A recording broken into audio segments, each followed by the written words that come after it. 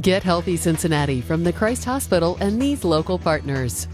I'm Cheri Miller, Director of the Wellness Division at the Christ Hospital. We're here today to talk about the importance of workplace ergonomics and prevention of repetitive stress injuries, things like carpal tunnel syndrome, neck, upper back, and lower lumbar issues.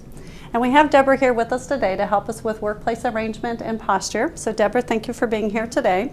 The first thing we're going to talk about is placement of the monitor at your eye level. So if we draw a line from the eye level to the top of the monitor, we would want that to be even so that when she uses her monitor and looks on her screen working down, the chin is going up and down and not getting back into above into a flex position.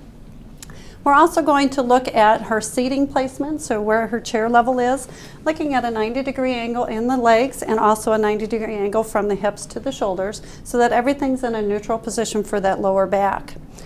We may also talk about lumbar support, which this chair doesn't have quite as much lumbar support as we would like, and I would suggest to Deborah that she put a pillow in here to help support that lower back, to allow those back muscles to relax and be supported during her workday.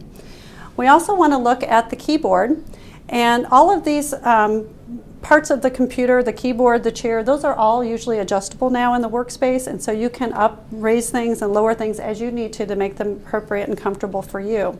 And what we look for here is a 90-degree or below, with the hands a little bit below the elbow, and keeping the wrist straight so we don't have any kind of flexion or extension of the wrist that could cause carpal tunnel syndrome.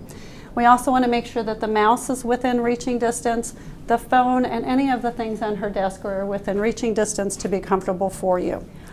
We also look at, do we need a computer area versus a writing area? And luckily she's got space on the left part of her desk that if she needed to turn around and just do writing activities, she could do that and then adjust the height of her chair to have the writing in a more comfortable workspace for her. So those are, again, are the things that we look for: chair positioning, eye positioning, wrist positioning of the keyboard to make sure everything is what we call a 90-degree or neutral position, as well as a good lumbar support in the chair. And I'm Cheri Miller from the Christ Hospital Wellness Division. Thank you. Brought to you by the Christ Hospital, 5 WLWT, and the Inquirer.